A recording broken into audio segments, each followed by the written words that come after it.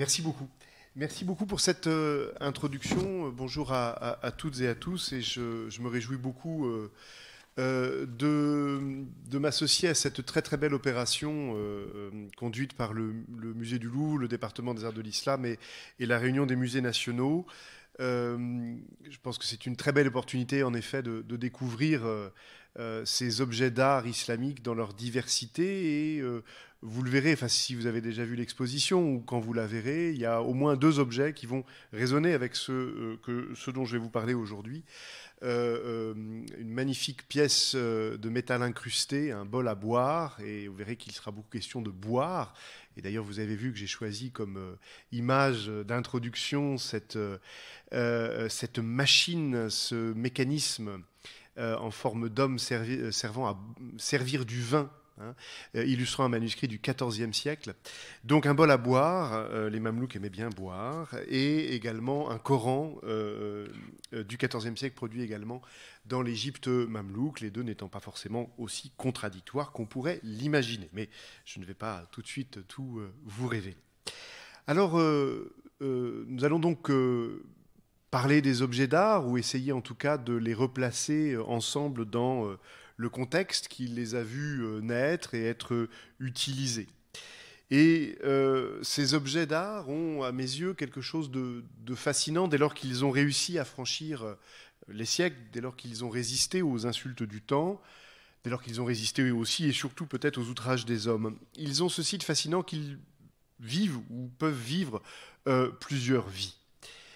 Prenez par exemple cette très belle bouteille de verre émaillé, quand je vous disais qu'il serait question de boire.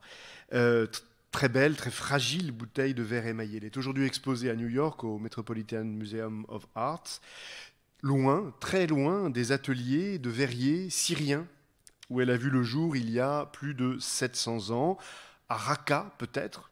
Raqqa a longtemps été célèbre pour ses ateliers de verriers, imités plus tard à Venise, sur l'île de Murano.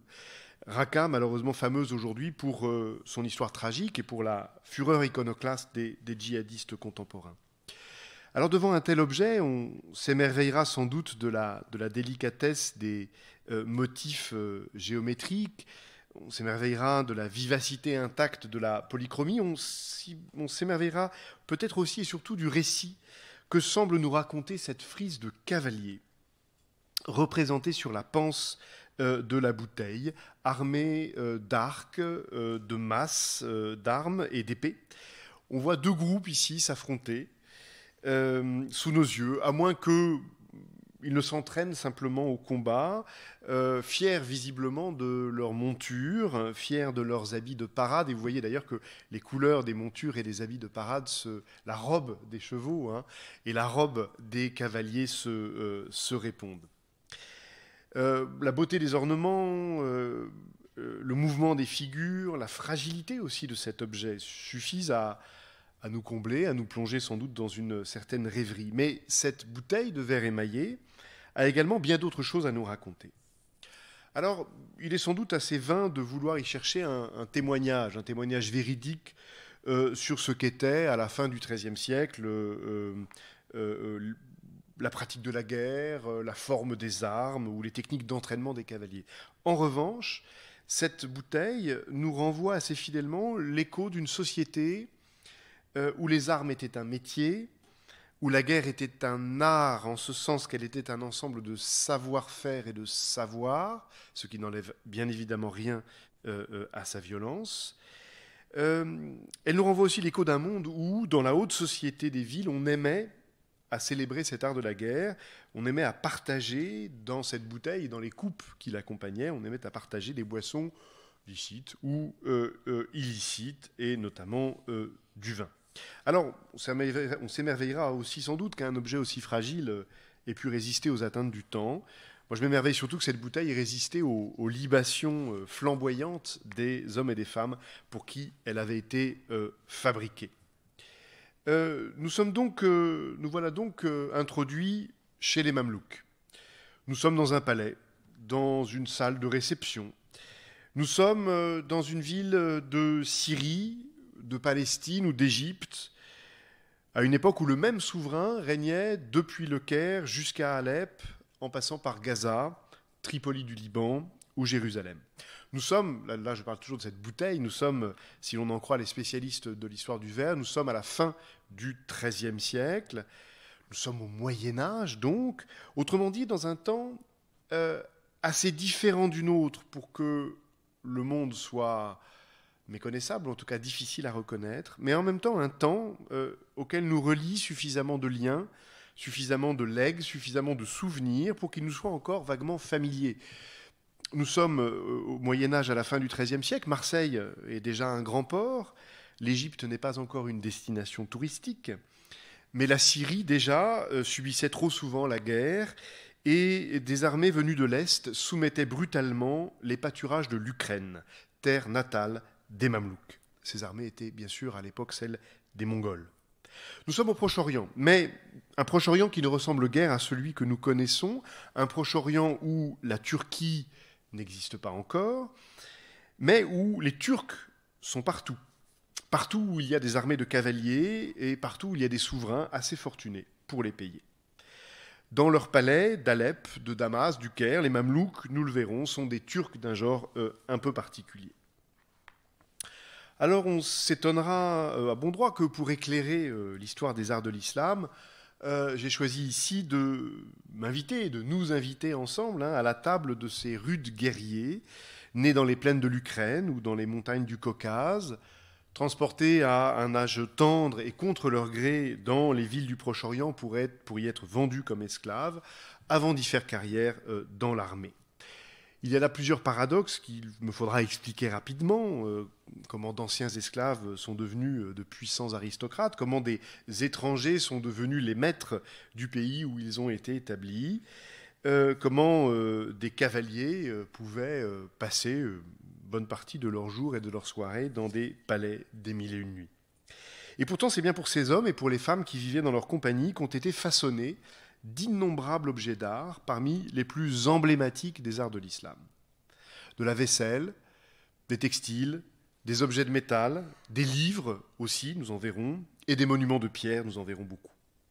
Dans les grandes collections d'art islamique, comme celle du musée du Louvre, la majorité des objets d'art antérieurs au XVIe siècle, antérieurs à l'époque ottomane, dont a déjà parlé ici ma collègue Juliette Dumas, la majorité des objets d'art islamique antérieurs au XVIe siècle, et conservés encore aujourd'hui, ont été façonnés dans le Proche-Orient des Mamelouks, au XIIIe, XIVe, XVe siècle, avant que la défaite des Mamelouks face aux Turcs ottomans ne les plonge dans un certain oubli.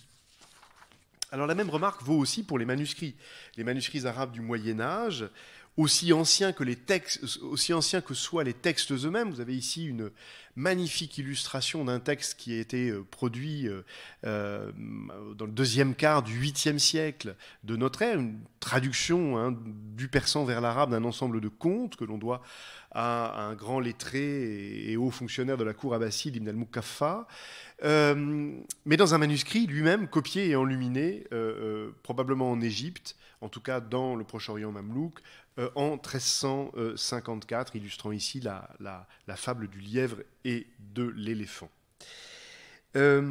Donc aussi anciens que soient les textes eux-mêmes, les manuscrits que nous avons conservés, les manuscrits arabes que nous avons conservés d'avant le XVIe siècle, ont en grand nombre, pour un grand nombre d'entre eux, été copiés au Caire, à Damas, dans les villes d'Égypte et de Syrie, sous le gouvernement des Mamelouks.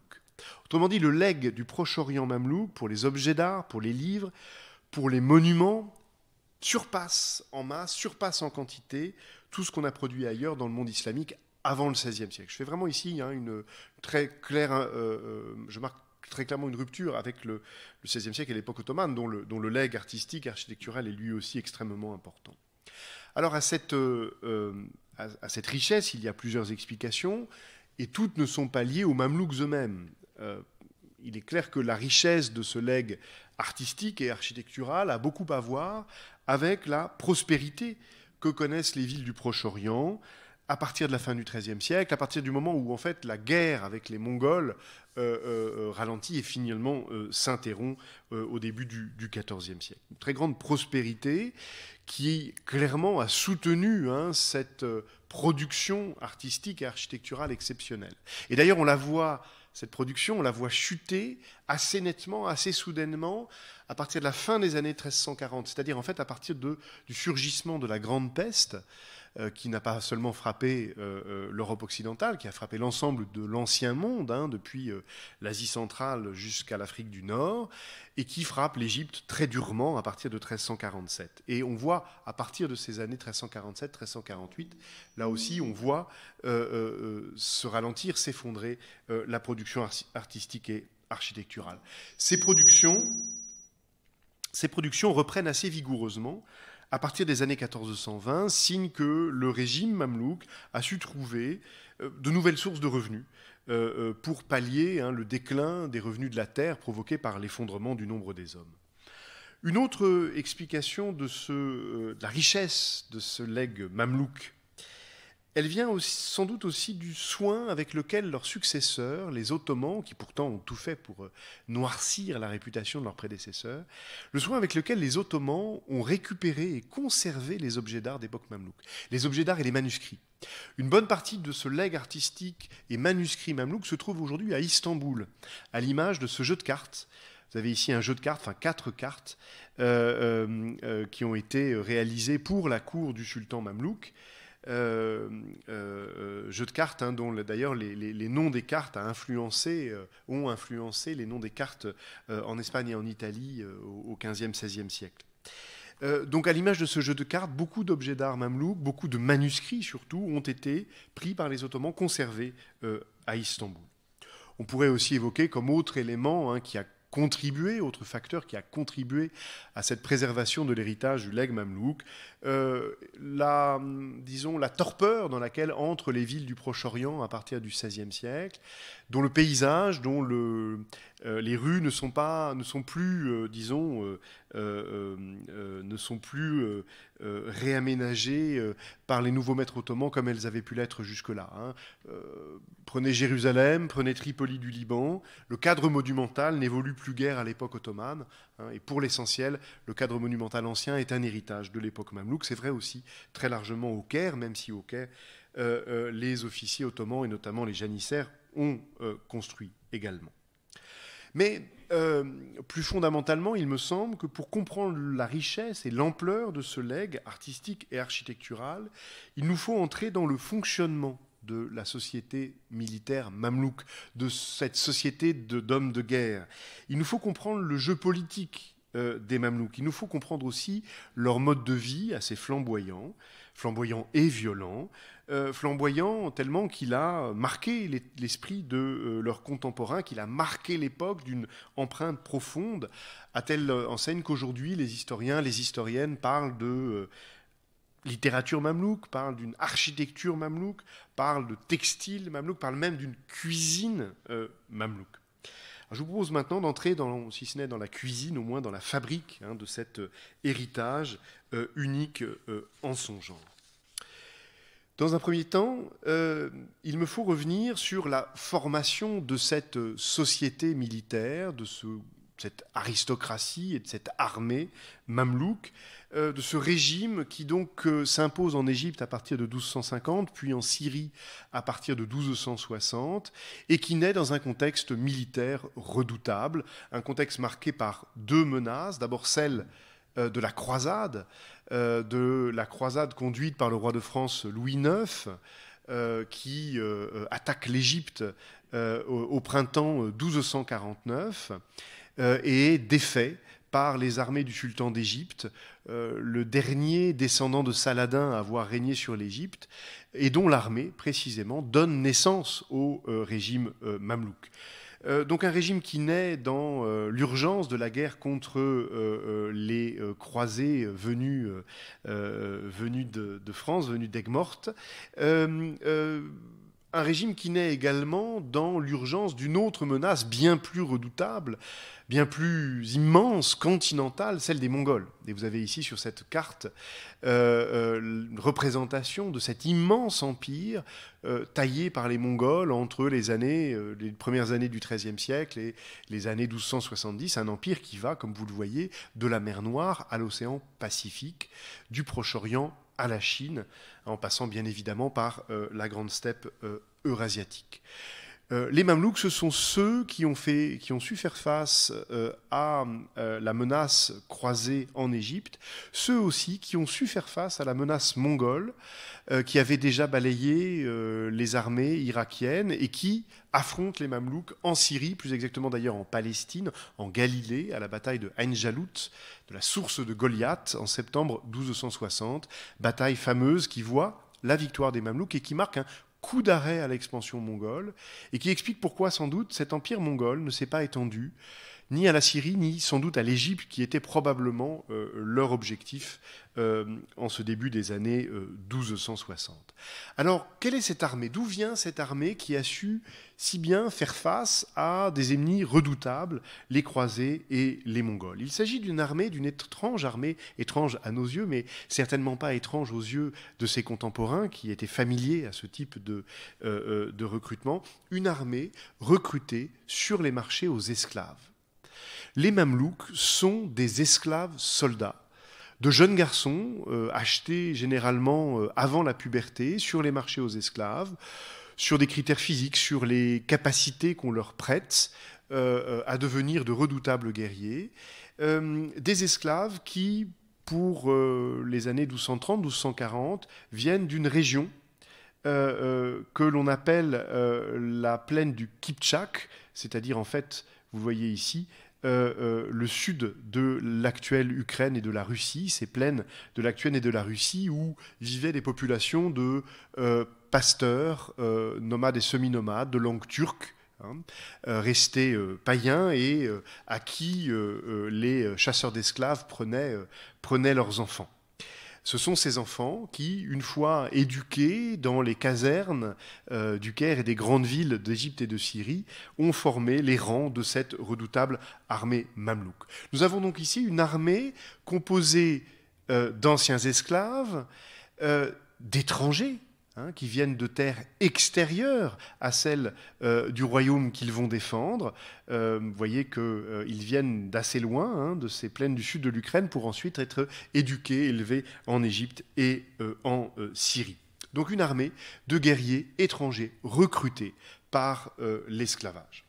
Ces jeunes garçons que l'on éduque, que l'on forme aux arts de la guerre dans les casernes du Caire et de Syrie et des villes de Syrie, suivent un cursus, une formation militaire qui vise à en faire d'abord et avant tout des cavaliers d'excellence, des cavaliers d'exception. Et pour illustrer cet art du cheval, cet art équestre, ce qu'on appelle en arabe la fouroussia, les arts équestres qui sont bien évidemment à la base des arts de la guerre, j'ai pris un manuscrit conservé à la Bibliothèque nationale de France, qui est un manuscrit de fouroussia, qui indique donc des exercices d'entraînement équestre et militaire. Manuscrit qui date de l'époque impériale, abbasside, 9e siècle, mais qui a été copié en 1470 en Égypte, donc dans ce contexte du sultanat mamelouk d'Égypte et de Syrie. Et vous avez de page en page, des représentations comme celle-ci qui montrent les figures que doivent former les contingents de cavaliers mamelouks pour se préparer à la bataille ou tout simplement pour la parade. On voit ici cette parade des cavaliers représentés chacun par un fanion qui doivent former ainsi des figures montrant leur maîtrise de la cavalerie. La formation de ces cavaliers, bien évidemment, vise à en faire de redoutables guerriers montés et d'abord des archers montés. Les Mamelouks étaient réputés pour leur capacité à tirer à l'arc, monter sur leurs chevaux, et on les voit ici s'exercer au jeu du kabak, qui consiste à viser une cible suspendue à un mât, tout en galopant sur un cheval. Mais le combat à cheval, c'est aussi et surtout le combat à la lance ou à l'épée, et l'on voit ici s'entraîner sur un Meydan, sur un terrain d'entraînement. Meydan, ça vous rappelle peut-être quelque chose, Kiev aussi, cette place qui avait vu la démocratie naître en Ukraine. C'est le nom que l'on donne en arabe aujourd'hui aux places, comme la place Tahrir du Caire, autre lieu d'aspiration à la liberté. C'était le nom que l'on donnait à l'époque des Mamelouks aux terrains d'entraînement, aux hippodromes, là où ils s'exerçaient à cheval et s'entraînaient aux arts de la guerre, au tir à l'arc, à la lance. On voit aussi que cet art équestre est au fond une fin en soi, et que c'est aussi à la voltige que s'entraînent les Mamelouks. On voit ici un cavalier monté sur un empilement fait d'une selle, d'un sabre, d'une sorte de tabouret sur lequel il tient, et bien évidemment le tout sur une monture au galop. À côté de ces exercices peut-être plus esthétiques qu'efficaces, les Mamelouks s'entraînaient à d'autres armes redoutables, et notamment à l'arbalète. C'est une armée qui a utilisé massivement l'arbalète, et l'on voit ici un Mamelouk s'entraîner au tir à l'arbalète.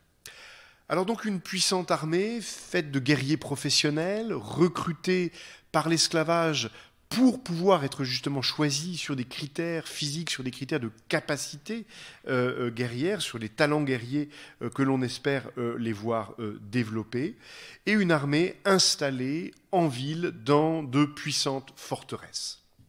Les Mamelouks sont d'abord dans le paysage urbain, se manifestent d'abord dans le paysage urbain par ces puissantes forteresses qu'ils établissent dans les villes de leur domaine. Vous avez ici un exemple, peut-être un peu modeste, mais malgré tout imposant, de la citadelle de Jérusalem, reconstruite par les Mamelouks, alors même qu'il n'y avait plus de guerre, que les croisades étaient finies, que les Francs ou les Latins avaient été repoussés loin du littoral syro-palestinien. Mais précisément, la citadelle est la manifestation de ce pouvoir militaire mamelouk, même en l'absence d'une menace guerrière précise. La citadelle de Jérusalem aujourd'hui, celle du Caire, j'aurais pu vous la montrer aujourd'hui, mais elle a tellement changé qu'elle nous donnerait une idée assez imprécise de ce qu'elle était à l'époque des Mamelouks. En revanche, ici, sur cette gravure de la fin du XVIIIe siècle, on voit le puissant complexe fortifié qu'était cette citadelle du Caire, qu'on appelait la citadelle de la montagne, et qui dominait l'espace urbain, située de l'autre côté de la face orientale. Ici, la citadelle est vue depuis le désert, depuis l'Est. C'est une gravure que l'on doit aux artistes qui ont accompagné le général Bonaparte lors de l'expédition d'Égypte en 1798. C'est une gravure tirée de la fameuse description de l'Égypte, cet ouvrage monumental qui offre pour la première fois une description raisonnée et systématique d'un pays entier. Troisième exemple de ces citadelles urbaines, celle-ci que je montre volontairement, une photo ancienne, parce que Alep a été également, comme vous le savez, défigurée par la guerre.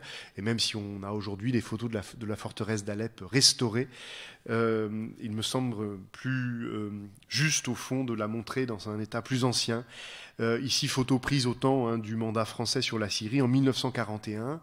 Forteresse citadelle d'Alep, juchée sur un gigantesque tel archéologique. C'est un lieu où il y a une forteresse depuis le premier millénaire avant notre ère, mais où les Mamelouks ont refortifié à la suite de leurs prédécesseurs ce magnifique ensemble fortifié. Voilà donc ce que sont d'abord et avant tout les Mamelouks. Une armée puissante, composée de guerriers étrangers recrutés par l'esclavage et installés dans des citadelles urbaines.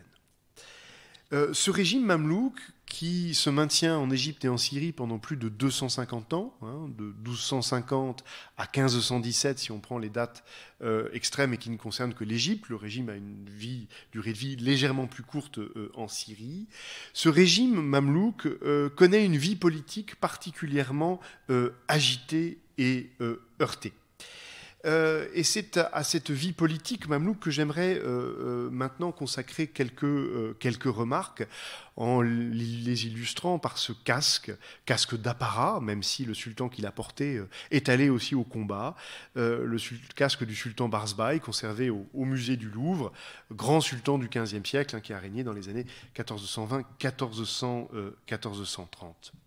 Barzbaï, sultan d'Égypte et de Syrie, était lui aussi un mamelouk, un ancien esclave formé aux arts de la guerre, puis affranchi au terme de son éducation militaire, et qui a par la suite gravi tous les échelons de la hiérarchie militaire, devenant officier, c'est-à-dire ce qu'on appelle un émir, amir en arabe, un officier de l'armée, puis gagnant les échelons les plus élevés de la hiérarchie militaire et de l'État, jusqu'à devenir sultan lui-même. Voilà un ancien esclave devenu sultan. Barzbay n'est pas le seul à avoir connu ce parcours d'exception. Sur les 50 sultans qu'a connu le sultanat mamelouk, dont une sultane, entre 1250 et 1517, sur ces 50 souverains, on compte 25 mamelouks, 25 anciens esclaves éduqués aux arts de la guerre avant de devenir officier de l'armée mamelouk. 25 mamelouks et 22 descendants de mamelouks, hein, qui ont donc dominé la vie politique du sultanat pendant 2 siècles et demi. Alors, 50 sultans en 250 ans, ça fait une moyenne, si vous me suivez, qui est assez voilà, un peu faible, hein, des règnes d'une moyenne de 5 ans. Alors, certains, comme Barzbay, ont connu des règnes plus longs. Mais ça veut bien dire que l'on a affaire ici à une vie politique particulièrement agitée, heurtée, dominée par la conflictualité, mais dominée aussi et surtout par la compétition. C'est un régime où tous les officiers de l'armée, tous les plus hauts officiers de l'armée, les plus grands officiers de l'armée, peuvent prétendre devenir sultans. C'est donc un régime marqué par la compétition entre les hommes, et cette compétition, elle entre pour beaucoup, à mon sens, dans l'extraordinaire production artistique et architecturale de cette époque. J'en prends un exemple ici, ce sont ces monuments construits par les sultans mamelouks au centre du Caire. Nous sommes dans une rue appelée la rue Bayn el-Qasrayn, entre les 2 palais, parce que se trouvaient là les palais des califes, les califes fatimides qui, au Xe siècle, avaient fondé le Caire et qui avaient construit un palais de l'Est, un palais de l'Ouest, de part et d'autre de cette grande avenue. Ces palais ont été démantelés à la fin du XIIe siècle, et à partir de l'époque mamelouk, cette grande rue, ce grand axe, devient l'axe monumental où les sultans construisent des institutions pieuses, des institutions religieuses prestigieuses, exerçant plusieurs fonctions, des mosquées, mais aussi des écoles pour l'enseignement du droit, ce qu'on appelle des madrasas, un hôpital, des tombeaux également pour eux-mêmes et les membres de leur famille. On voit ici que sur la durée du sultanat mamelouk, les souverains ont rivalisé pour inscrire, pour imprimer leur marque dans l'espace urbain en construisant tour à tour ces grands monuments dans le centre de leur capitale. Et on voit ici, pour donner plus de précision, le grand minaret du complexe du sultan al-Mansour Kalaoun, qui date du début des années 1280, et plus petit, le minaret de son fils, pourtant grand souverain du XIVe siècle, et enfin le mur qui part la façade qui le prolonge vers la droite, est due à un souverain de la fin du XIVe siècle qui a mis un terme à la dynastie créée par Kalaoun. Et on voit bien que ce grand sultan, ce sultan Barkouk, tout en marquant la fin de la dynastie de Kalaoun, a décidé de construire son propre monument dans la continuité de celui de ses prédécesseurs. On a bien ici un sens évident de la théâtralité, de la mise en scène du pouvoir au cœur de la ville mamelouk. Alors cette compétition que je décrivais à l'instant entre les souverains, elle vaut aussi... ah oui, un autre exemple assez émouvant et que j'aime beaucoup, c'est un monument magnifique. Vous voyez un mausolée marqué par ce dôme monumental et derrière le minaret qui correspond à l'institution religieuse qui était accolée au mausolée, qu'on doit à un sultan qui n'a régné que quelques mois, qui est mort assassiné en février 1310, qui n'a même pas eu le temps d'achever son monument et qui n'a même pas été enterré dans son mausolée. Ça n'est que des années plus tard que son corps a été transféré en catimini dans le mausolée qu'il avait prévu pour accueillir sa dépouille. Et je trouve que cet ensemble-là exprime bien la fragilité aussi de cette vie politique très conflictuelle, très heurtée, très marquée par la compétition qui caractérisait le sultanat mamelouk. Alors, je le disais, cette compétition, elle ne s'exerce pas seulement au niveau des souverains, elle s'exerce aussi au niveau de l'aristocratie des officiers mamelouks, des émirs mamelouks. Les émirs mamelouks qui se comptent par centaines au cours d'un même règne, donc par milliers, je dirais même plutôt par dizaines de milliers sur l'ensemble de la période mamelouk. J'estime, moi, généralement que si on prend, disons, un règne d'une durée assez longue pour être stable, il y a environ 200 à 300 émirs qui coexistent, soit qu'ils soient en poste, soit qu'ils aient été temporairement démis de leurs fonctions. Donc imaginez une aristocratie militaire dominée par 200 à 300 officiers qui disposent de revenus très importants et qui veulent, bien évidemment, marquer les esprits par leur munificence, par le luxe de leur maison, mais aussi par les monuments dont ils ornent les villes du sultanat.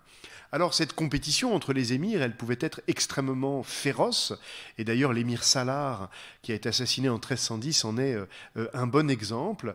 Sa carrière brillante a été très tôt interrompue, alors que celle de son frère d'armes, Sanjar, a connu une plus longue prospérité. Sanjar qui meurt 35 ans plus tard, en 1345. Si j'ai choisi ce monument, outre pour sa beauté, c'est parce qu'il raconte une histoire, là aussi, je trouve très émouvante, celle de deux Mamelouks très proches, éduqués ensemble, sans doute amants, on peut en tout cas le comprendre en lisant un peu entre les lignes de leur biographie, très liés, qui ont décidé au début du XIVe siècle de construire pour eux, pour leurs dépouilles, un monument funéraire à 2 mausolées, marqués par ces 2 très belles coupoles, 2 mausolées qui auront donc accueilli leurs dépouilles à plus de 3 décennies d'écart, ce qui marque bien là aussi cette conflictualité, cette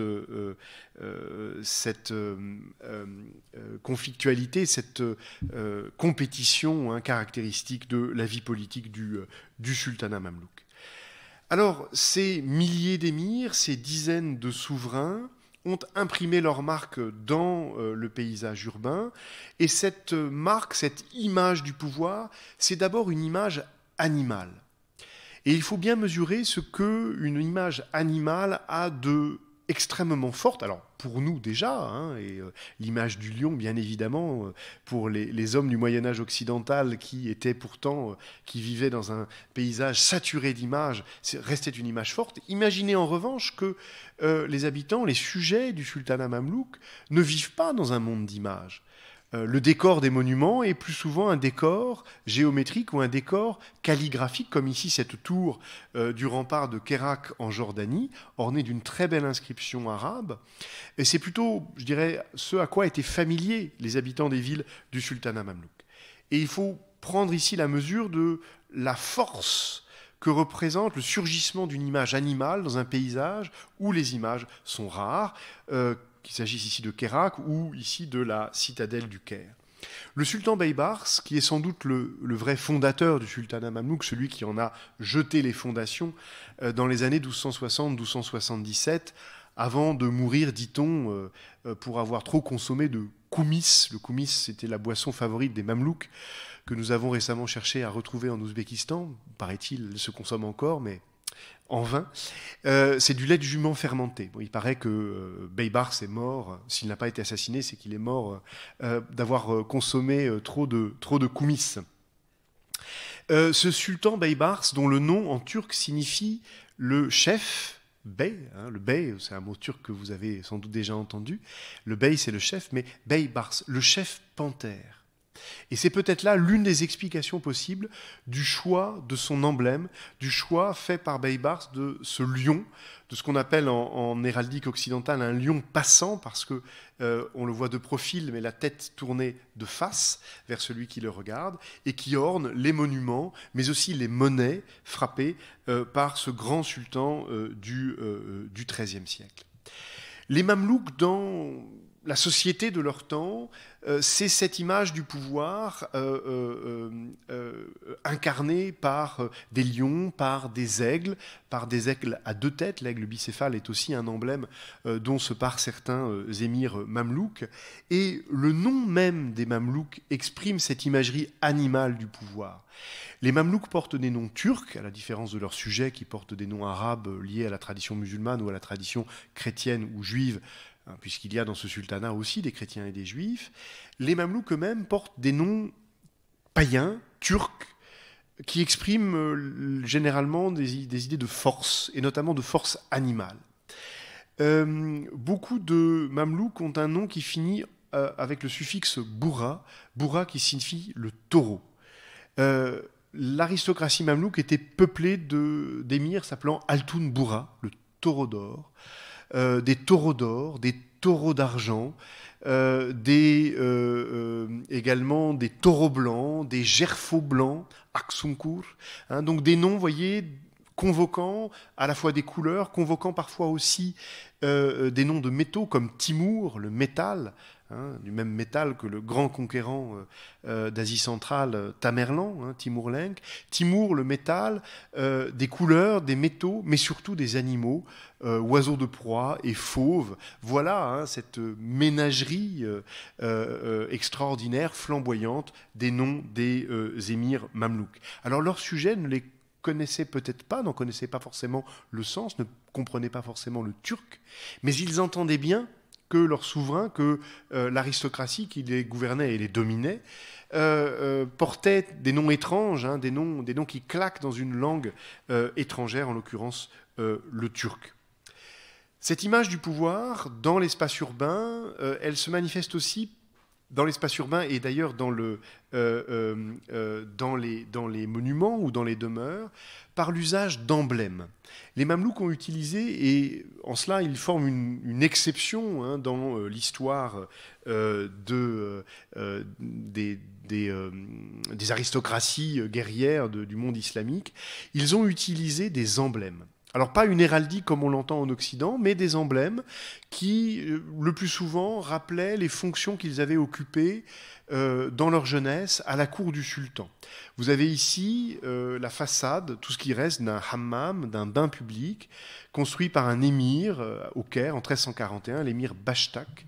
Et cet émir, lorsqu'il était jeune, à la cour du sultan, il occupait la fonction de jamdar, c'est-à-dire de garde-robe du sultan. Il était chargé d'apporter les vêtements du sultan. Et ce losange, représenté comme blason, ici dans un champ, dans un blason à trois champs, ce losange était l'emblème, généralement on l'interprète comme une serviette, était l'emblème du jamdar, du garde-robe du sultan. Donc là aussi, vous voyez une image du pouvoir qui se manifeste dans le paysage urbain par ces emblèmes, mais aussi dans les mosquées par ces emblèmes qui ornent parfois les lampes des mosquées ou des monuments religieux. Vous avez ici une magnifique lampe fabriquée pour l'émir Eydakin et le Bundukdar. Le Bundukdar, c'est le porteur de l'arbalète, celui qui porte l'arbalète du sultan. Et vous voyez que son emblème, ce sont deux arcs affrontés, hein, qui sont l'emblème du porteur de l'arbalète, qu'il a fait représenter sur les lampes destinées à éclairer son mausolée. Vous avez ici un magnifique exemple de ces lampes mamelouques conservées en assez grand nombre, hein, et dont ici le musée, le Metropolitan Museum de New York conserve ce magnifique exemple. Des emblèmes donc sur les monuments, sur les lampes, sur les objets, sur les vêtements aussi, à l'image de cet emblème de la fin du XVe siècle, qui représente plusieurs motifs, notamment ce motif du losange qu'on a déjà rencontré, cette coupe, encore la coupe à boire des Mamelouks, car l'une des fonctions les plus importantes à la cour du sultan, c'est celle de l'échanson, le sarki, celui qui verse à boire au souverain et qui porte comme emblème cette coupe. Et enfin, ces deux cornes dont on ne sait pas du tout ce qu'elles représentent. Les spécialistes d'histoire de l'art se divisent sur la signification de ces deux cornes, qu'on interprète parfois comme des cornets à poudre, mais il n'y a pas d'interprétation très satisfaisante de ce motif de l'emblématique mamelouk. Imaginons donc une société, là aussi, où les couvertures des chevaux, les habits sont cousus, sont ornés de ces emblèmes, rappelant la puissance et les fonctions de cette aristocratie militaire mamelouk. Cette société militaire, elle est dominée enfin par une cour sultanienne, une cour souveraine établie au Caire, qui a été sans doute une des cours les plus flamboyantes, les plus luxueuses aussi de son temps. dont il ne reste que très peu de vestiges. On n'a que cette gravure pour se représenter ce qu'était la salle du trône du sultan mamelouk, construite sous le règne du grand sultan An-Nasir Muhammad, lors de son troisième règne entre 1310 et 1341. Le grand l'Iwan el-Kébir de la citadelle du Caire, qui servait de salle du trône, de salle de réception aussi pour le sultan. Peu de vestiges architecturaux, tout simplement parce que les citadelles ont continué de servir par la suite et que très souvent les palais ont été démantelés. Mais l'on a d'autres moyens d'illustrer la flamboyance de cette cour souveraine, notamment des manuscrits. On a là un manuscrit copié et enluminé en Égypte en 1334 et conservé à Vienne, à la Bibliothèque nationale d'Autriche. Vous allez me dire, mais ça ne ressemble guère à des Mamelouks, on a plutôt l'impression d'avoir ici affaire à la cour du souverain mongol. Et vous avez entièrement raison. Mais ce sont les Mamelouks qui jouent ici à être des Mongols. Nous sommes à une époque où la mode est aux choses mongoles, où la mode est à la beauté des femmes mongoles, où la mode est à la beauté des céramiques chinoises importées depuis l'Empire mongol. Et on a ici en fait une représentation de la cour destinée à la cour du sultan mamelouk, mais où le souverain est représenté à la façon d'un souverain mongol entouré de musiciens et observant au premier plan, vous le voyez peut-être, un acrobate qui est en train de faire une figure assez compliquée, je ne sais pas comment on appelle ça, il fait le pont mais en arrière, avec des musiciens, le tout devant le sultan assis sur son trône. Voilà donc cette cour mamelouk que décrivent aussi les ambassadeurs qui ont eu l'occasion de s'y rendre, notamment les ambassadeurs européens qui, au XVe siècle, nous ont laissé des descriptions de cette cour du sultan mamelouk et de son luxe et de sa flamboyance. Tout ça ne suffit pas à expliquer, encore une fois, la richesse d'objets que nous avons conservés de cette époque. Pour ça, il nous faut rentrer dans la maison mamelouk. Alors ici, nous rentrons dans un palais qui n'est pas un palais mamelouk, mais je voulais vous montrer à quoi ressemblaient sans doute ces salles ornées de éclairées par l'écran de bois d'un moucharabier. C'est un magnifique exemple plus tardif du XVIIIe siècle d'un marchand, Kérotz, qui avait sans doute fait fortune dans le commerce du café, Sohaimi, mais qui donne un bon exemple, je pense, de ce qu'étaient les salles des palais mamelouks dont les moucharabiers n'ont pas résisté au temps. Entrons donc dans ces demeures et dont vous voyez bien que le mobilier, c'est encore vrai au XVIIIe siècle, même si c'est ici une reconstitution contemporaine, le mobilier est un mobilier assez léger, c'est un mobilier que l'on déplace. Les pièces des palais n'avaient pas une fonction permanente. La fonction variait en fonction de la saison. Selon qu'il faisait chaud ou froid, on changeait de pièce et on déplaçait le mobilier avec. La richesse des grands émirs mamelouks est donc une richesse avant tout mobilière, une richesse que l'on peut déplacer et que l'on doit d'autant plus pouvoir déplacer que les émirs mamelouks ont des carrières, elles aussi, très agitées. Ils déménagent très souvent, ils sont mutés du Caire à Damas, de Damas à Alep, puis parfois bannis, dans le meilleur des cas à Jérusalem, dans le pire des cas à la Mecque, où le climat est épouvantablement chaud. Donc une vie politique heurtée où il faut être prêt du jour au lendemain à partir avec sa nombreuse maisonnée, les épouses, les concubines, les serviteurs, la famille, l'ensemble de celles et ceux qui servent l'émir, mais aussi ses propres mamelouks, parce que l'émir mamelouk a lui aussi acheté pour son service, pour sa sécurité, pour sa puissance politique et sa force de frappe, au sens propre du terme, a lui aussi acheté des mamelouks. Tout ce monde, qui se chiffre par dizaines ou plutôt par centaines d'individus dans les palais des grands émirs mamelouks, doit pouvoir du jour au lendemain déménager et trouver à se loger ailleurs dans le sultanat. D'où une richesse, voilà pour vous représenter à nouveau ce sultanat d'Égypte et de Syrie, d'où une richesse faite avant tout d'objets et d'objets luxueux. J'en donne ici 3 exemples. Un brûle-encens en métal incrusté, c'est cette sphère magnifique conservée à Londres au British Museum. Un écritoire conservé à New York. Vous avez ici dans cette boîte à la fois un espace pour conserver les calames, pour écrire, mais aussi l'encrier, hein, le réservoir d'encre. Et puis aussi, peut-être objet plus courant dans les maisons mamelouks, les bassins. Ces bassins qui servaient hein, simplement pour la toilette. Ces bassins dont je vous montre ici, alors tout autre chose qu'un exemple ordinaire. Sans doute le bassin le plus célèbre de l'art mamelouk, conservé au musée du Louvre et dont si vous visitez l'exposition au-dessus, vous pouvez voir un détail en très très grand format à l'entrée de la salle d'exposition. Pourquoi ce bassin est célèbre? D'abord pour sa beauté. Vous voyez ces scènes de chasse, scènes de guerre, scènes de cour qui sont représentées tout au long sur l'ensemble du tour de ce bassin. Célèbre aussi parce que c'est un objet d'art signé, ce qui est assez rare pour les objets d'art islamiques qui généralement laisse dans l'anonymat l'artiste ou les artistes ou l'école qui les a réalisés. C'est ici le fameux Ibn Zayn, alors fameux, en fait on ne connaît de lui que son nom, qu'il a laissé sur toute une série d'objets, dont ce bassin mamelouk et dont le bol à boire que vous pouvez voir dans la salle d'exposition ici à l'étage, également signé par Ibn Zayn. Mais si ce bassin est extrêmement célèbre aussi, c'est parce qu'il a fini sa course dans des conditions d'ailleurs qu'on connaît mal. Il y a tout un débat chez les historiens pour le dater. J'ai mis ici une datation fin 13e, mais on propose parfois une datation un peu plus ancienne, ou plutôt, et comme indiqué pour le bol à boire, ici une datation un peu postérieure. Il y a des débats complexes sur l'atelier qui les a fabriqués.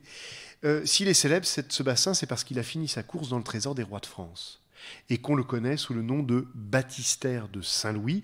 Alors il est postérieur à Louis IX, hein, Louis IX qui meurt en 1270 à la croisade devant Tunis, mais baptistère de Saint-Louis parce qu'il a servi au baptême des enfants royaux. Il a sans doute intégré le trésor du roi de France sous Charles V, donc dans le troisième quart du XIVe siècle, et il y est resté. Et on sait qu'il a servi au baptême des enfants royaux jusqu'à Louis XIII. Louis XIII, bébé, a été plongé dans les eaux baptismales par le prêtre officiant à la cour des rois de France dans ce bassin mamelouk, orné notamment de quelques inscriptions en arabe. Savourer le paradoxe.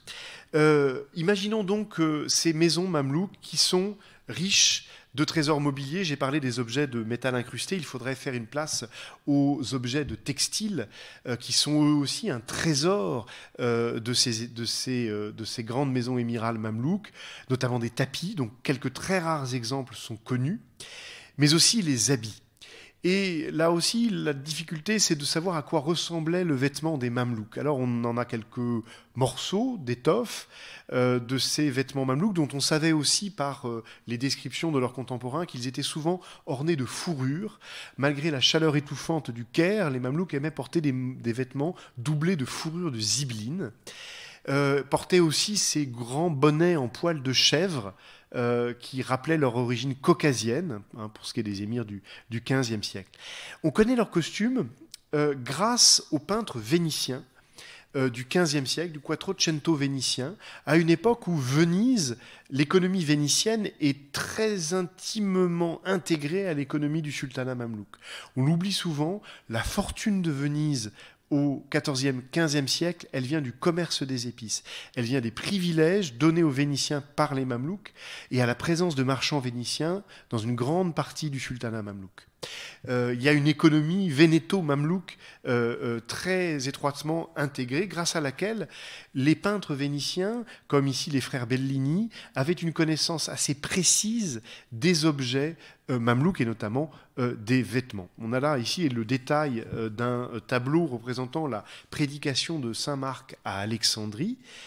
tableau réalisé au début du XVIe siècle, et où figure, selon le principe de l'actualisation, on représente l'apôtre Marc prêchant à Alexandrie au 1er siècle de notre ère, mais on représente les habitants d'Alexandrie à l'époque où le peintre peint, c'est-à-dire au début du XVIe siècle. Raison pour laquelle on voit ici des hommes en turban et des mamelouks avec leur bonnet rouge en poil de chèvre. Représentons-nous maintenant un peu l'intérieur rapidement, parce que je vois que je suis bavard et que je suis loin d'être arrivé à tout ce que j'avais prévu de vous dire. Je vais essayer d'être un peu plus rapide.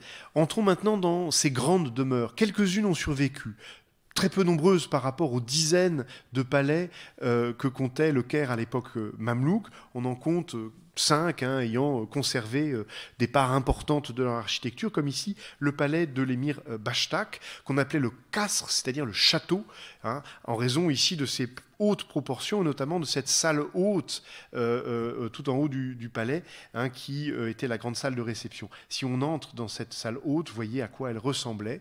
Ce sont bien sûr des salles de réception où se déroulaient les banquets dans lesquels on utilisait ces magnifiques objets de verre émaillé que j'évoquais en introduction à mon propos, comme ce gobelet en verre émaillé qui, après avoir servi aux libations alcoolisées des émirs mamelouks, a fini sa course dans une église d'Orvieto, comme beaucoup d'objets d'art mamelouks qui ont fini dans des trésors d'église parce qu'ils incarnaient au fond une beauté et un luxe par l'intermédiaire desquels on honorait le Dieu, y compris le Dieu chrétien. Autre grand palais mamelouk, celui de l'émir Alin Ak à la fin du XIIIe siècle au Caire, appelé aussi sous le nom de son locataire fameux à la fin du XIVe siècle, l'émir Haytamish. Et si je vous donne cette précision, c'est pour insister sur le fait que Haytamish était locataire. En fait, je le disais tout à l'heure, les émirs se déplaçaient souvent au gré de leurs affectations et étaient très rarement bâtisseurs ou propriétaires de leur palais. Ils s'y installaient pour quelques années, ce qui ne les empêchait pas de construire autour un ensemble de monuments, d'acheter tout autour de leur résidence des immeubles, de se construire un patrimoine. Et vous avez ici, toujours autour du palais de l'émir Haytamish, quelques traces laissées par son patrimoine, notamment sa madrasa funéraire, mais aussi le petit sabil qui jouxtait sa madrasa. Un sabil, c'est une fontaine, ou plus exactement un lieu de distribution d'eau. Imaginez une citerne et une grille à travers laquelle un desservant tend des gobelets d'eau aux passants. Distribuer de l'eau est une œuvre pieuse dans une ville où il fait très chaud et où l'eau est un bien de luxe, puisqu'il faut la faire venir par porteur, par chameau, par dromadaire plutôt, du fleuve, du Nil lui-même. L'émir Haytamish a ainsi construit autour de sa demeure, dont il était simplement le locataire, tout un patrimoine fait d'immeubles qu'il louait, de bains publics, d'abreuvoirs, de citernes, d'une madrasa, bref, tout un patrimoine qui ancrait l'émir dans son quartier, qui faisait de l'émir le véritable patron du quartier de la ville où il s'était établi. Alors ce patronage des émirs et des sultans mamelouks, il s'étendait aussi aux grandes institutions religieuses et d'abord et avant tout aux mosquées. Les villes ont déjà plusieurs siècles derrière elles l'histoire islamique, elles ont déjà des grandes mosquées. Prenons par exemple ici au Caire cette magnifique mosquée du IXe siècle, la mosquée Ibn Touloun. Vous voyez ici sa cour, elle est célèbre pour son décor de stuc et pour son minaret en forme hélicoïdale, en forme d'hélice, à la forme d'une feuille de papier roulé, dit-on, que l'architecte avait présenté une feuille de papier roulé pour illustrer le modèle la forme qu'il voulait donner à son minaret. Cette grande mosquée, au XIIIe siècle, elle est à l'abandon.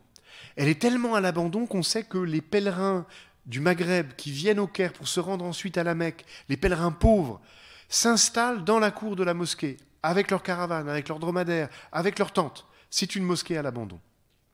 Et c'est dans cette mosquée à l'abandon que dans les années 1290, un émir mamelouk vient chercher refuge. Il est en fait en train il est recherché activement par la police, enfin, en tout cas par le sultan. Et pour sauver sa peau, il se réfugie dans cette mosquée. Et il fait le vœu, s'il s'en sort, de la rénover. Cet émir, l'émir Lajin, devient sultan sous le nom d'Al-Mansour. Al-Mansour Lajin, il a un règne assez bref, mais qui lui permet malgré tout d'être fidèle à son vœu et de rénover la mosquée Ibn Tulun. Il y construit cette coupole qui vient protéger le bassin central, et il y rénove le décor. Vous voyez le mihrab, c'est-à-dire cette niche qui dans le mur de la mosquée indique la direction de la prière, est refaite à la fin du XIIIe par le sultan Lajin, de même que le minbar, cette chaire du haut de laquelle le prédicateur prononce le sermon du vendredi, elle aussi de la fin du XIIIe siècle. Ce patronage, il est exercé par les sultans, il est exercé aussi par les émirs, à l'image ici de l'émir mamelouk Saharetmish, qui a construit sa madrasa, donc un lieu pour l'enseignement du droit, tout contre la mosquée Ibn Tulun, raison pour laquelle je l'ai choisi. 4 salles de cours installées dans les 4 iwan, ces grandes salles qui ouvrent par des baies dans la cour intérieure, 4 salles de cours pour les 4 écoles de droit sunnites réparties tout autour de la cour de la madrasa de l'émir Saharetmish. Les mamelouks, sultans, émirs sont donc patronnent aussi les institutions pieuses de leur ville.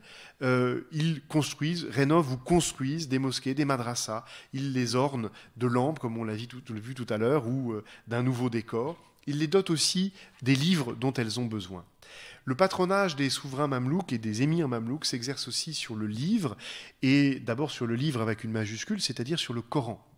Vous en avez un très bel exemple dans la salle d'exposition là-haut, un Coran du XIVe siècle qui est conservé au Mucem, sans doute Coran commandité par un émir. Vous avez ici à l'écran un magnifique Coran monumental, copié au début des années 1380, qui est ouvert à la page de la 16e sourate. Vous voyez d'ailleurs le bandeau doré qui indique en lettres bleues sur la page de gauche le début de la sourate 16, la sourate Nahl, les abeilles, qui est conservée à Istanbul, et en dessous une boîte à Coran en métal incrusté, qui servait ici bien sûr à conserver, à abriter les luxueux Corans commandités par les sultans mamelouks et par leurs émirs. Cette économie du livre, elle ne concerne pas seulement les livres sacrés, elle concerne toute une économie massive du livre. Je disais en introduction qu'un très grand nombre de manuscrits avaient été produits à l'époque mamelouk, parfois d'ailleurs par des mamelouks eux-mêmes ou par des fils de mamelouks. Vous avez ici l'exemple d'une grande chronique écrite au milieu du XVe siècle par un fils de mamelouk, Ibn Tahribirdi, ça veut dire le fils de Tahribirdi. Tahribirdi, ça veut dire Dieudonné, c'est le fils de Dieudonné. Le fils de Dieudonné, qui a donc été lui-même aussi un émir et qui a composé des œuvres historiques importantes, dont cette grande chronique, Nujum el-Zahira, c'est-à-dire les astres ascendants, pour l'histoire des rois du Caire et de l'Égypte. Vous avez ici le chapitre qui ouvre la description du règne du calife Fatimide el-Hafez. Très beau manuscrit, malheureusement la copie est en noir et blanc, mais très beau manuscrit conservé à la Bibliothèque nationale. Donc toute une économie du livre aussi patronnée par les Mamelouks. J'aimerais pour finir et pour conclure m'arrêter sur un dernier point qui est pour moi, au fond, peut-être l'aspect le plus émouvant, le plus poignant de l'histoire des Mamelouks. Les Mamelouks, je le disais en introduction, pour accéder au plus haut rang de l'armée, pour pouvoir parfois prétendre au sultanat, à la magistrature suprême, avaient connu un parcours très long, très douloureux aussi, d'esclaves, arrachés à leur famille, vendus très loin de leur terre natale, très loin de l'Ukraine ou du Caucase, ballottés d'un émir à l'autre, d'un maître à l'autre. Et pour ceux qui avaient pu survivre, ils avaient atteint ensuite donc de très hautes positions dans la société. Mais ces hautes positions, ils ne pouvaient pas les transmettre à leurs enfants. Certains ont réussi à le faire, mais exceptionnellement. La règle, ou en tout cas la règle tacite, voulait que les plus hauts rangs de l'État et de l'armée ne pouvaient revenir qu'à des Mamelouks qui avaient connu tout ce cursus que j'ai décrit, depuis l'esclavage jusqu'à la gloire de la hiérarchie militaire. Et au fond, le drame personnel des Mamelouks, c'était à la fois de trouver leur place dans un pays où ils n'étaient pas nés, Et trouver leur place, ça voulait dire aussi trouver le lieu où demeurer éternellement, où laisser leur dépouille jusqu'au jour de la résurrection, et aussi fonder une famille, avoir une postérité dans les villes où ils s'étaient établis. Vous avez ici un petit monument que j'aime beaucoup, qui est à Tripoli du Liban, qui est orné de la photo d'un jeune homme, sans doute victime sans doute assassiné. Je pense que c'est pour ça qu'il y avait cette photo-là. Vous avez aussi un marchand de jus d'orange qui a établi son petit étal devant ce monument du XIVe siècle. C'est une petite mosquée, mais une petite mosquée avec une salle funéraire où l'émir a donc prévu de se faire enterrer. Vous voyez aussi qu'il a fait reproduire sur les murs de son mausolée son blason, ce blason à la coupe, hein, qui avait été sa fonction initiale, celle de l'échanson, celui qui servait à boire au sultan. Pour les Mamelouks, il s'agit donc de trouver, au fond, de s'enraciner dans une ville, d'y posséder aussi un patrimoine qu'ils pourront transmettre à leurs descendants. Hein, et d'ailleurs, la très longue inscription qui orne cette mosquée décrit par le menu les immeubles, les moulins, les jardins possédés par l'émir Aktourak et qu'il lègue à la Fondation Pieuse chargée de l'entretien de sa mosquée, Fondation Pieuse dont les revenus doivent aussi bénéficier à ses descendants, à ses enfants et éventuellement aussi à ses esclaves affranchis. Cette problématique de l'enracinement, elle vaut aussi pour les sultans, à l'image ici du grand sultan Barkouk à la fin du XIVe siècle. Le grand sultan Barkouk qui avait réussi à faire venir son père du Caucase, alors même qu'il en avait été arraché lui-même enfant comme esclave. Il avait fait enterrer son père dans ce petit mausolée que vous avez en haut à gauche, qui lui avait été prêté par l'un de ses émirs. Il n'avait pas encore de mausolée. Il avait demandé à un de ses proches un mausolée pour enterrer son propre père. Et c'est là, tout près, que Barkouk avait décidé lui aussi d'être inhumé. Si je m'attarde quelques minutes sur cet exemple, outre la beauté de cette tombe, c'est parce que Barkouk avait demandé à ce que soit enterré, là où il avait prévu de mettre sa tombe, que soient enterrés des saints personnages, des hommes pour qui il avait une grande vénération, maîtres soufis ou grands savants morts avant lui et dont il avait fait déplacer la dépouille parfois plusieurs années après la mort de ces maîtres soufis pour sanctifier le lieu où allait reposer son corps.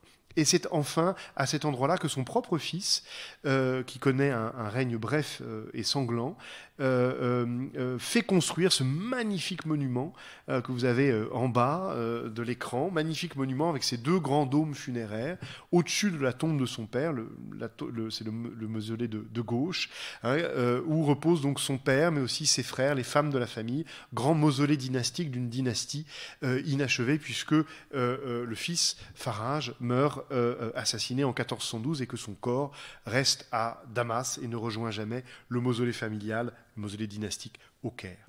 Un dernier mot pour, au fond, souligner ce qui est sans doute l'héritage paradoxal de ces Mamelouks, de ces étrangers importés comme esclaves dans un pays qu'ils n'avaient pas choisi, ou pays qu'ils avaient gouverné avec violence, avec flamboyance aussi, pays où ils avaient laissé des traces monumentales, où ils avaient massivement investi leurs richesses, et où ils ont progressivement, avec le temps, été considérés comme des enfants du pays.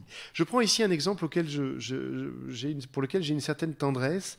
C'est un émir assez redoutable, Izzeddin Eybak, qui avait été gouverneur de Tripoli à la fin du XIIIe siècle, où il avait construit un mausolée dont il reste ici peu de choses, mais tout de même une fenêtre et une coupole. Avec le temps, les habitants de Tripoli ont oublié qui était Izzeddin. Ils ont oublié que ça avait été un mamelouk, un gouverneur assez tyrannique, et c'est devenu avec le temps un cheikh, un saint protecteur à l'entrée de la ville, et jusqu'aux années 1980, les habitants de Tripoli avaient l'habitude, entrant dans la ville, de prononcer une prière, de prononcer la Fatiha, la sourate qui ouvre le Coran, en passant devant la fenêtre du cheikh Izzeddin, oublieux qu'ils étaient, que ce cheikh n'avait rien d'un maître soufi, d'un maître spirituel, et qu'il avait été un puissant guerrier, et même avant cela, un esclave importé d'Ukraine. Voilà, je m'arrête là-dessus. Merci beaucoup pour votre attention.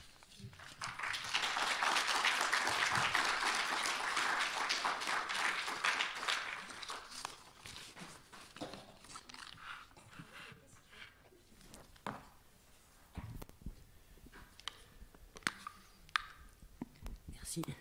Bonjour, je voudrais savoir comment on devenait sultan et comment on cessait de l'être en dehors du fait d'être assassiné. Pouvez-vous nous parler un petit peu de la femme sultane? Et visiblement, le règne des Mamelouks a été relativement violent pour les populations sur lesquelles ils s'exerçaient. De quelle façon c'était vécu, hein? Et y avait-il une autre aristocratie économique ou peu importe quoi que l'aristocratie mamelouk dans ces époques-là? Ça fait beaucoup de questions. Oui, merci, ça fait beaucoup de questions, elles sont très, très riches. Merci pour vos questions. Quelques mots sur la sultane. C'est elle qui inaugure le règne des Mamelouks.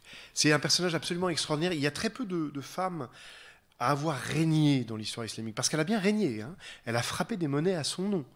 Elle a frappé des monnaies à son nom et elle portait dans son nom un qualificatif qui en faisait, qui rappelait la légitimité du calife de Bagdad. Donc c'est vraiment une souveraine, hein. Elle a exercé quelques mois seulement, hein, sa fonction. C'est une ancienne esclave qui s'appelait, son nom d'esclave, les esclaves avaient souvent pour les esclaves femmes avaient souvent des noms des noms évoquant la beauté. Son nom c'était l'arbre des perles, Shajar ed-Dur. Elle avait été l'esclave du dernier sultan ayoubide, c'est-à-dire le dernier descendant de Saladin à avoir régné sur l'Égypte, qui était mort quelques mois après l'arrivée des croisés en 1249, et dont les officiers allaient prendre ensuite le pouvoir et donner naissance au régime mamelouk. C'était son esclave, c'était devenu sa femme, il l'avait affranchie, c'était devenu son épouse, et à la mort de ce sultan, qui s'appelait Ayoub, elle est devenue la régente du royaume. Et puis quelques mois plus tard, lorsque le fils et héritier du sultan a été assassiné par les officiers de son père, elle a été portée sur le trône comme une solution de transition, à la fois au fond comme l'épouse, mais aussi l'épouse du dernier sultan d'Égypte, mais aussi comme membre de sa maisonnée mamelouk, puisqu'elle elle-même était une esclave, une ancienne esclave de ce sultan.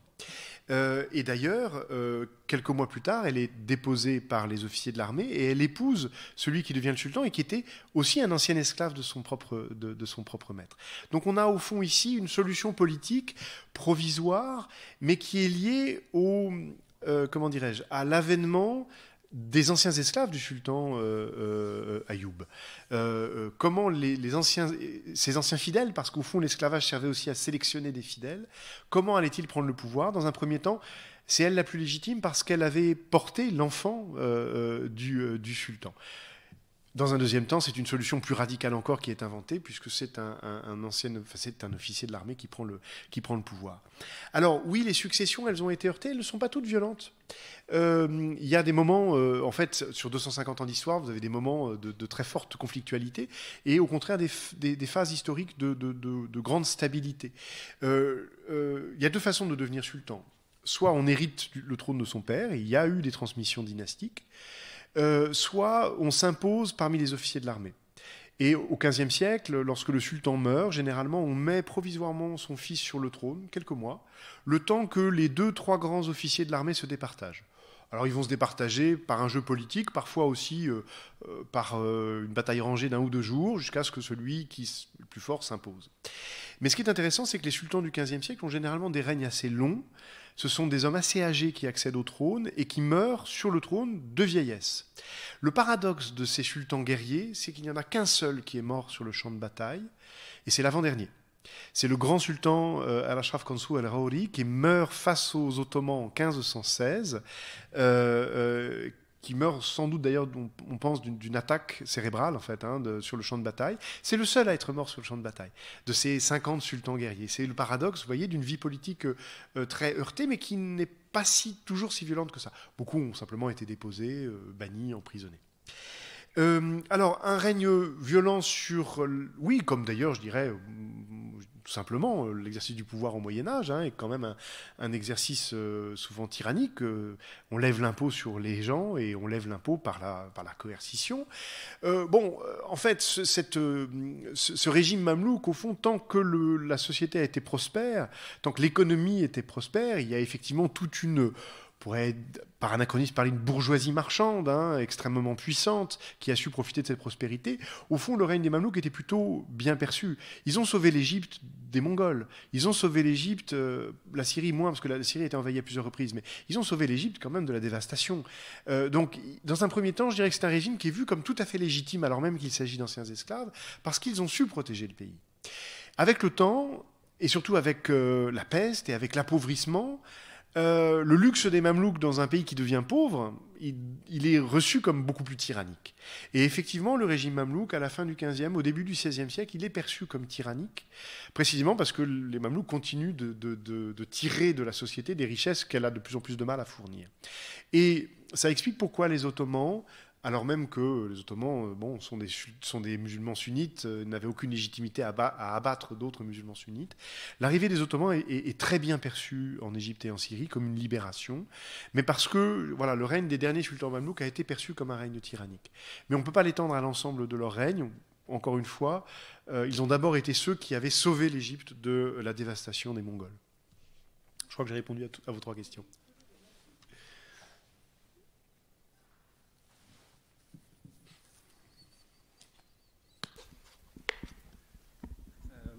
Oui, j'ai deux questions. Alors, la première, c'est les émirs, normalement, ont une fonction religieuse. Est-ce que les émirs dans ce mamelouk ont aussi cette fonction religieuse? Ça, c'est la première question. Et la deuxième, c'est apparemment, il y a beaucoup de madrasas funéraires. Donc, je voulais savoir comment fonctionnent ces madrasas. Est-ce qu'elles fonctionnent avant qu'ils soient enterrés ou est-ce que ça continue après? Et si ça continue après, est-ce que en fait, c'est chacun pour soi, chacun a son école, voilà. Merci beaucoup. Alors, les émirs, c'est les officiers de l'armée, donc c'est un titre militaire, mais c'est vrai qu'ils ont eu à cœur d'investir une partie de leur richesse dans des institutions religieuses. Donc eux-mêmes n'exercent pas une fonction religieuse, mais ils financent la construction de mosquées ou de madrasas, qui sont des institutions religieuses parce que le droit est une science fondamentale dans la société et qu'elle s'appuie aussi sur la connaissance du Coran et de la tradition prophétique. Donc c'est pour ça qu'on considère les madrasas aussi comme des fondations religieuses, même si ce sont des lieux d'enseignement. Donc on a là des officiers de l'armée, mais qui, par leur richesse, décident d'investir une partie de leur richesse pour aussi s'acheter la considération de leur sujet, assurer leur mémoire, puisque précisément leur mémoire va être attachée à la mosquée ou à la madrasa qu'ils ont fondée. Et c'est là où j'en viens à votre deuxième question. Il s'agit bien de fondations individuelles. Cette madrasa fondée par l'émir Saharlit-Mish, elle s'appelle jusqu'à aujourd'hui la madrasa Saharlit-Mishia. Chaque institution porte le nom de son fondateur. Et donc, fonder une mosquée ou une madrasa, ou un hôpital, ou un couvent de soufis, auquel on laisse son nom, c'est une façon d'assurer la postérité de sa mémoire. Les noms des Mamelouks ont perduré jusqu'à aujourd'hui dans le paysage urbain du Proche-Orient à travers ces institutions. Alors souvent les noms se sont progressivement transformés, mais on les retrouve. Encore une fois, à Alep, à Damas, au Caire, les mosquées, les madrasas ont le nom de ces émirs. Donc c'est bien ici une mémoire personnelle qui est investie dans la construction. Alors j'en viens justement au tombeau. Oui. Alors... oui, alors je vous réponds sur le tombeau et j'en viens après sur la question du financement. Les Mamelouks n'ont pas été les premiers à installer des tombes dans des institutions religieuses. Pourtant, il faut bien mesurer que c'est un paradoxe. C'est quelque chose que n'aime pas la sensibilité religieuse musulmane. Les morts n'ont rien à faire dans les lieux de prière.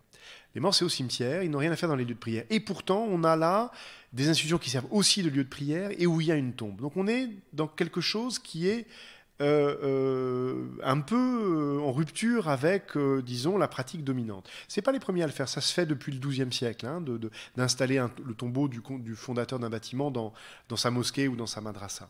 Mais eux vont le faire massivement. Alors, le principe, en fait, c'est que, à sa mort, l'émir, si en tout cas il meurt, si sa dépouille est inhumée comme il l'a prévu dans la fondation qu'il a construite, sa dépouille, sa tombe, devient l'objet des prières des étudiants et de ceux qui viennent prier dans la madrasa. Il prévoit dans l'acte de fondation, et ça va me permettre de répondre à votre dernière question sur le financement, il y a un acte qui prévoit le fonctionnement de l'institution, un acte de fondation où il détaille les règles de fonctionnement de son institution. Et il prévoit notamment, généralement, c'est une règle qu'on retrouve quasiment systématiquement, que les prières quotidiennes prononcées par les étudiants ou par les passants qui viendraient prier dans la madrasa doivent se conclure par une prière pour le fondateur mort et inhumé dans les murs. Ces prières, elles doivent contribuer à son salut. C'est une œuvre pieuse qu'il a offerte à la communauté en construisant cette madrasa.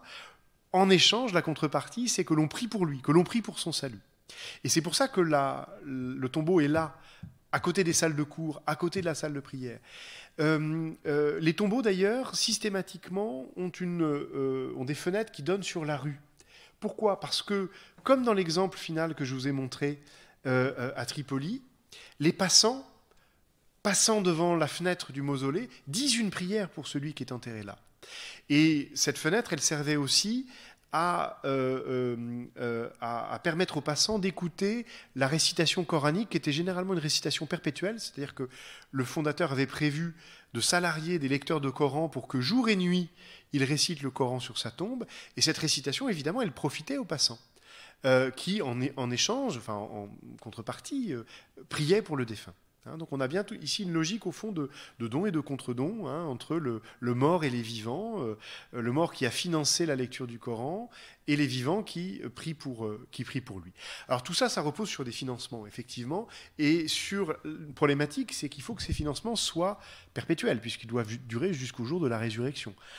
Puisque normalement, jusqu'au jour de la résurrection, notre Izzeddin Aybak, il attendait à ce que l'on prie sur sa tombe. Alors, les Mamelouks ont beaucoup utilisé une institution qu'on appelle le Waqf, qu'on traduit généralement par Fondation Pieuse Perpétuelle, qui est une institution qui repose sur une règle de droit assez proche de celle des Trust Foundations du droit anglo-saxon, à savoir qu'on lègue à la fondation des biens qui deviennent inaliénables. Ils ne peuvent plus être vendus, ils ne peuvent pas être cédés ou spoliés. Et ces biens servent à financer la fondation. Alors ce sont des terres agricoles, ce sont des immeubles dont on loue les appartements, ce sont des bains publics. Les bains publics étaient un excellent investissement parce que une fois par semaine, on allait au bain, donc on payait. Et donc pendant des siècles, les bains publics ont servi à financer ces institutions pieuses. C'était sans doute le meilleur investissement. En tout cas, les historiens a posteriori, quelques siècles plus tard, se rendent compte que ce qui a le mieux marché, c'est les bains, comme investissement. Donc tous ces biens immobiliers ou fonciers, les terres agricoles, les immeubles, les bains publics, les caravansérails, devaient servir à financer la fondation pieuse, et donc à financer les lecteurs de Coran sur la tombe, l'entretien des lieux, financer les étudiants. C'était une époque bénie où les étudiants avaient droit à une petite pension, avaient droit à 2 paires de vêtements par an, du savon, du sucre, un peu de nourriture tous les jours. Bon, ça a changé. Voilà, tout ça a été financé par la Fondation Pieuse. L'entretien, l'huile pour les lampes et l'éclairage de la mosquée, l'eau pour la citerne qui servait de l'eau aux passants, etc., etc. Ces Waqf, ils ont parfois perduré pendant des siècles. Les mieux dotés ont pu... Alors, ils n'ont pas survécu jusqu'à la résurrection, parce qu'entre-temps, il y a eu des révolutions, des changements dans le statut des terres agricoles, etc. Mais certains Waqf ont réussi à fonctionner plusieurs siècles, 4 à 5 siècles. C'est une institution qui a quand même assez bien été pensée, même si elle n'a pas duré jusqu'à la résurrection.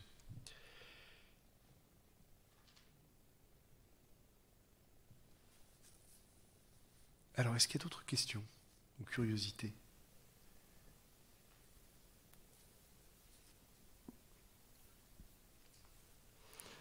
Merci beaucoup pour votre attention.